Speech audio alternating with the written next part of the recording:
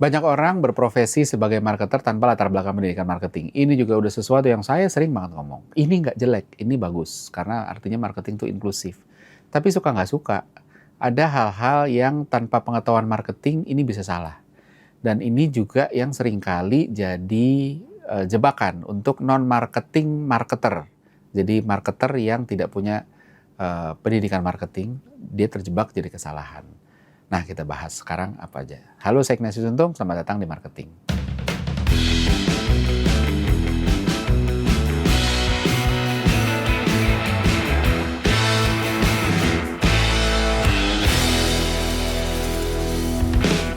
Nah, seperti udah saya sering katakan ya, bahwa marketing ini kan inklusif. Semua orang bisa jadi marketer, bahkan tanpa sekolah marketing. Kesempatan ini jadi terbuka, salah satunya karena satu, kita semua juga konsumen. Jadi kita merasa kita kan juga terekspos ya sebagai konsumen ke berbagai macam marketing strategi dan marketing activity. Dan somehow kita ngerasa kita bisa memulai belajar dari berusaha ngerti kalau kita sebagai konsumen tuh gimana sih, apa sih yang dia lakukan. Tapi baiknya itu cuma di titik awal, bukan di titik akhir, apalagi segala-galanya. Maksudnya walaupun kita juga konsumen, banyak hal juga yang terjadi di belakang layar sebelum akhirnya muncul di hadapan kita sebagai konsumen. Dan itu seringkali area yang kita nggak bisa pahami dengan mudah dari depan layar aja. Jadi belajar marketing itu penting. Dan nggak berarti semua orang yang nggak belajar marketing lalu bisa jadi marketing yang baik ya. Atau sebaliknya gitu ya. Karena ada juga orang-orang yang somehow ngulik dan kebetulan punya kemampuan connecting the dot-nya cukup baik. Akhirnya ya bisa aja ambil benang merah dan merumuskannya jadi teori dan framework. Tapi apa sih resikonya nggak ngerti teori? Yang paling sering marketer kelompok ini mengcopy apa yang works di brand lain. Bisa di kategori yang sama atau yang berbeda simply karena kelihatannya menarik gitu. Atau memang karena terlihat sukses, udah di copy aja gitu. Nah, masalahnya adalah tidak semua produk sama sifatnya. Jadi nggak bisa sembarangan di copy juga, ujung-ujungnya bisa salah. Nah, ini framework atau checklist lah, anggap aja sebagai checklist atau teori yang bisa dipegang oleh any marketer dan any pengusaha ketika ngejalanin bisnisnya supaya nggak asal copy. Yang pertama adalah level of involvement. Ini paling basic, pernah saya bahas di mungkin episode awal ya, satu episode bahas tentang ini. Tapi prinsipnya produk itu bisa dikelompokkan ke dalam dua sumbu ya. Sumbu, jadi bukan hitam putih. Kalau hitam putih itu seolah-olah cuma dua kelompok. Tapi ini sumbu dan ada gradasinya gitu ya. Nah, sumbu yang satu itu low involvement, yang satu itu high involvement. Nah, kalau ngomongin low involvement, ini adalah produk-produk yang pembeliannya tidak terlalu ribet. Risiko kegagalannya nggak fatal. Biasanya harganya murah atau simply sesuatu yang nggak begitu penting. Jadi kalau gagal nggak nyesel-nyesel banget, nggak sampai nggak bisa tidur, nyesel. Gitu ya. Nah, produk-produk low involvement, pembeliannya bisa diwakilkan, bisa suruh pembantu deh, supir deh, atau siapapun itu. Karena kalau gagal ya udahlah gitu. Contohnya apa? Snack pada umumnya. ATK, alat tulis kantor pada umumnya gitu ya, atau minuman pada umumnya. Pada umumnya saya taruh, karena ada beberapa yang tidak. Nah, pada umumnya kita nggak harus nempel sama satu brand. Kalau nggak ada ya udah deh, brand lain nggak apa-apa. Itu karakternya low involvement product. Jadi udah deh, begitu deh gitu ya. Nah, tapi ada juga yang kedua adalah high involvement product. Gitu. Ini kebalikannya low involvement. Ini produk-produk yang pengambilan keputusannya nggak mudah dan penuh pertimbangan. Biasanya harganya tinggi, risikonya tinggi, atau sekedar dampaknya besar.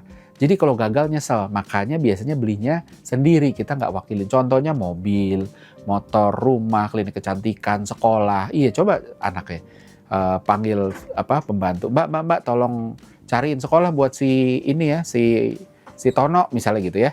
Kan nggak bisa, kita berusaha berhati-hati banget, keputusan pembeliannya conscious dan intentional banget, jadi nggak bisa sembarangan. Nah, kedua hal ini beda cara mainnya. Kalau yang high involvement, trust itu penting, brand bermain. Penjelasan logik penting banget, materi untuk consideration amat sangat penting. Jadi makanya kontennya harus bisa kasih rasional, kenapa ini oke. Distribusi nggak jadi prioritas utama, bukan nggak penting ya, tapi ini bukan yang utama, harus jauh pun orang untuk dapetin produk ini nggak apa-apa, yang penting bagus. Misalnya sekolah, makanya banyak anak-anak yang sekolahnya jauh, karena apa? Bagus kok, gue samperin deh, nggak apa-apa. Beli mobil, yang bagus di sana, nggak apa-apa, gue samperin deh. Gitu ya. Nah, sebaliknya ada yang low involvement, modal utamanya adalah awareness, gimana caranya jadi top of mind, supaya di recall. Yang selanjutnya juga adalah accessibility. Yang penting gampang ditemuin, makanya kekuatannya distribusi. Contohnya sebagian besar FMCG, nggak semua ya, tapi sebagian besar FMCG. Makanya yaudahlah belinya ini aja, kenapa ada kok di warung dekat rumah gitu ya. Tapi bukan berarti nggak bisa nyebrang. Maksudnya yang tadinya dia sebenarnya low involvement ke high involvement atau sebaliknya gitu ya. Nah, walaupun sebaliknya agak jarang, biasanya dari low naik ke high. Contoh misalnya beberapa FMCG brand gitu ya. Walaupun sebenarnya tadi kan saya bilang ya, snack itu sebenarnya karakternya pada umumnya sebenarnya low involvement. Karena risikonya nggak besar. Kalau kita beli minuman terus nggak enak juga, ya udahlah kita nggak sampai nyesel banget.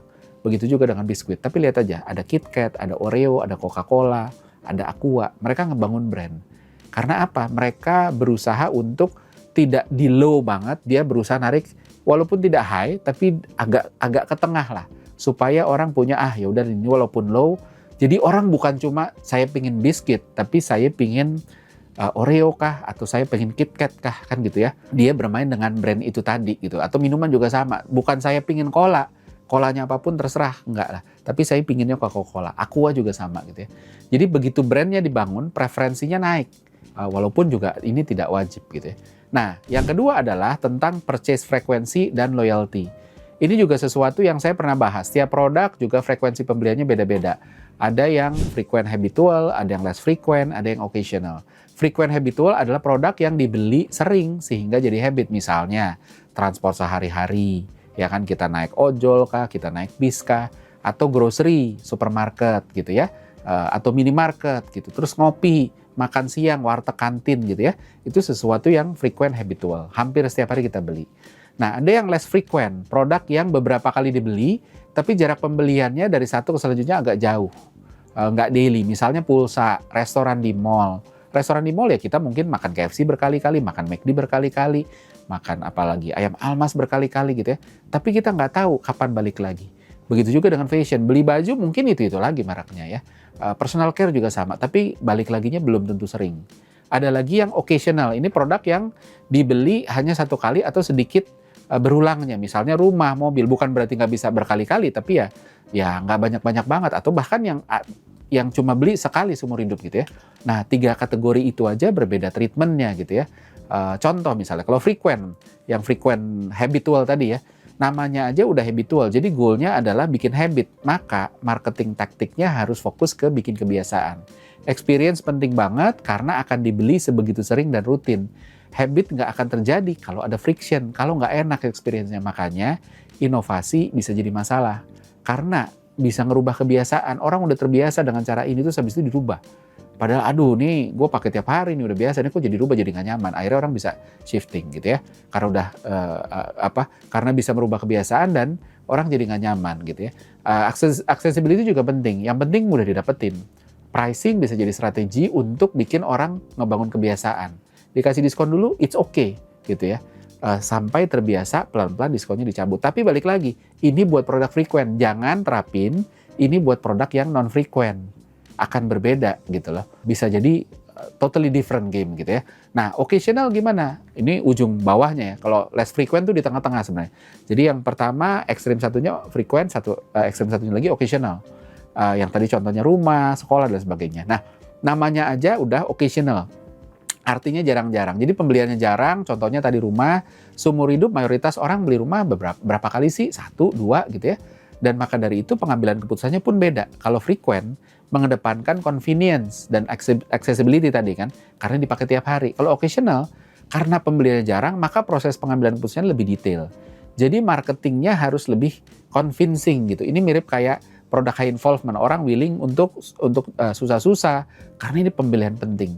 Brand jadi penting banget di sini gitu, karena ini pembelian yang occasional. Nah, kalau less frequent ya cari di tengah-tengahnya. Yang ketiga adalah purchase mode gitu ya. Ini soal mode pembelian. Ada yang pembelian plan atau terencana, ada yang impulse atau spontan. Yang plan itu adalah produk-produk yang pembeliannya terencana. Walaupun ini bisa bergantung konteks ya. Jadi bukan bergantung produk, tapi konteks, momen gitu. Ada barang-barang tertentu yang punya kecenderungan jadi plan. Misalnya apa? Sekolah. Nggak pernah ada sekolah itu impulse atau spontan. Lagi jalan lewat sekolah, kayaknya anak saya sekolah di sini enak juga. Udah deh, kan nggak begitu gitu. Sekolah itu cenderung hampir 100% ya, mudah-mudahan sih 100% ya, itu direncanakan. Nggak mungkin yang kayak, aduh spontan jadi pengen nyokolin anak di sini, yuk sekolahin, nggak bisa gitu. Mobil, walaupun mobil bisa lebih impuls, tapi sebagian besar direncanain. Aduh, kita butuh mobil nih, direncanakan kan gitu. Rumah juga sama, gadget juga sama. Pakaian kebagi dua, ada pakaian tertentu kayak batik, jas, baju pesta. Kecuali pecinta batik ya, memang koleksi batik dia bisa spontan. Pecinta jas dia bisa spontan, tapi biasanya ini direncanakan. Aduh besok ada ini lagi, ada undangan teman kawin gitu ya, batik yang kemarin udah jelek-jelek atau orang udah kayaknya udah hafal deh batik gue itu terus deh, yuk beli yuk, kan itu kan direncanakan gitu ya. Nah produk-produk ini secara karakter nggak dadakan, simply karena harganya mahal jadi nggak spontan, walaupun dan kebutuhannya spesifik. Walaupun ya tadi rumah, mobil juga bisa spontan untuk orang yang kaya banget gitu ya, bisa lihat ih bagus juga, ya udah deh beli deh gitu kan, bisa aja begitu kalau memang dia kaya sekali. Atau karena fungsinya spesifik, gadget, komputer, sekolah. Cara mainnya mirip kayak high involvement product, bangun trust, brand, rekomendasi ahli, sertifikasi, itu yang harus dibangun. Nah gimana dengan impuls, barang-barang yang belinya nggak direncanain alias spontan. Misalnya fashion pada umumnya, kalau kaos, ya bisa juga sebenarnya terencana. Aduh kaos sudah habis di rumah nih, butuh kaos buat main gitu ya. Ya itu jadi terencana. Tapi pada umumnya fashion itu, kecuali fashion yang spesifik tadi, itu pada umumnya spontan. Begitu juga dengan snack atau restoran yang mainstream.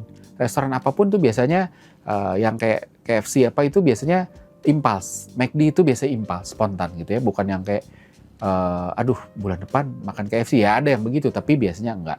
Nah karakternya, harganya biasanya nggak terlalu mahal, risikonya nggak terlalu tinggi, punya daya tarik sensori, visual kah, bau-bauan, sehingga mengundang orang untuk secara spontan, yuk kesini aja yuk gitu ya. Nah sehingga strateginya beda, visibility itu penting. Gimana caranya kelihatan atau tercium oleh orang lewat gitu ya. Availability juga penting, main di tempat yang organic traffic-nya kuat, yang bisa dengan mudah menggoda orang. Lihat aja brand fashion yang ada di mall, nggak pakai iklan macam-macam, sekedar memanfaatkan organic traffic dari si mall itu, akhirnya jadi gitu ya. Nah yang juga nggak kalah penting adalah tangibility dari produk offernya. Ini adalah soal seberapa produk offernya bisa terasa. Ada yang tangible, kerasa banget. Ada yang less tangible. Tangible simply kerasa aja karena orang bisa bedain, bisa rasain dengan amat sangat mudah. Kalau less tangible bisa benar-benar nggak bisa dirasain secara langsung atau sekedar butuh pengguna expert untuk bisa bedain. Ini nggak bisa dikasih contoh untuk level produk karena produk kategori yang sama bisa ada di dua-duanya. Contoh misalnya fashion. Fashion secara desain relatif bisa dibedain. Tapi secara bahan, nggak selalu bahannya itu bisa dibedain. Bisa, ini kayaknya mirip banget ya, kan kayak gitu ya. Personal care juga sama, nggak semua bisa dibedain dengan mudah. Tapi selalu ada yang after use-nya, ini kok lebih lengket ya, ini kok lebih tebel ya, ini kok, dan lain sebagainya. Mobil juga sama. Ada yang mirip banget feel-nya, misalnya contoh Avanza sama Xenia. Ya, selain karena itu dibuat di pabrik yang berbeda, tapi Avanza sama BMW itu tangible sekali gitu ya. Nah, tapi ada yang memang mutlak. Contohnya misalnya vitamin. Vitamin itu butuh waktu, nggak bisa langsung dibedain begitu vitamin terus tiba-tiba pinter gitu kan, nggak ya. Begitu juga dengan BBM, bahan bakar bensin gitu ya. Itu juga nggak gampang untuk dibedain. Oh, nih saya pakai yang Pertamax Turbo gitu. Wah, habis itu langsung langsung kencang gitu ya. Kecuali tadi yang saya bilang, kecuali penggunanya expert sehingga dia bisa, oh emang ini jadi lebih enak gitu ya. Nah, dari sana apa yang bisa dimanfaatin gitu ya. Produk-produk yang tangible offernya itu main experience-nya penting. Gimana caranya konsumen bisa nyobain karena langsung ngerasa kok gitu, orang langsung lihat. Jadi biarin produknya jadi hero, bukan marketingnya. Jadi ingat prinsipnya, good product is the best ads gitu. Iklan produk yang bagus adalah iklan yang terbaik. Makanya kalau produknya tangible sekali bedanya, maka doronglah experience. Bikin sampling sebanyak-banyaknya, bikin orang nyobain karena kerasa banget gitu ya. Kalau ini tidak terlalu tangible, mainnya credibility. Karena nggak bisa dirasain, jadi kayak selling the invisible, menjual sesuatu yang nggak kelihatan, maka harus kasih hal-hal yang support pembentukan persepsi, entah sertifikasi, entah rekomendasi ahli, entah testimoni, review, social proof, dan lain sebagainya. So kesimpulannya, marketing tuh punya banyak teori, framework yang perlu dipahami, yang kalau nggak paham ini, ongkos belajarnya jadi mahal. Jadi kalau kita paham ini, kita baru tahu bahwa strateginya sebelah, brand sebelah, itu belum tentu bisa plek-ketiplek di copy ke sini. Karena ya tadi, karakter produknya bisa beda. Sehingga hasilnya bisa beda. Nah, kalau kita ngerti ini, kita jadi tahu cara mainnya kayak apa. Identify lah produk kita tuh masuk ke kategori mana sih dari beberapa komponen tadi, terus habis itu kita bisa turunin. Oke, kalau kayak gitu cara mainnya begini. Semoga bermanfaat dan seperti biasa ada kuis, pertanyaannya sebagai berikut.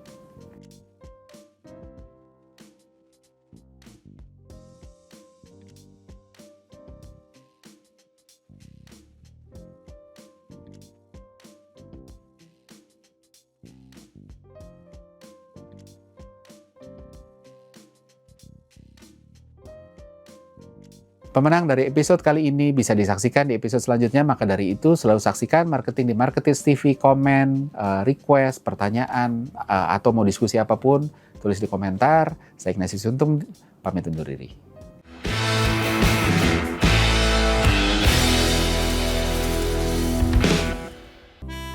Gimana, bahasannya menarik bukan? Anyway, kalau ada yang punya ide atau request tentang apapun topik yang pingin dibahas dari perspektif Behavioral Science for Marketing, komen di kolom komentar, nanti kita akan bahas. Dan jangan lupa subscribe Marketips TV dan nyalain loncengnya supaya nggak ketinggalan insight menarik seputar marketing dan bisnis.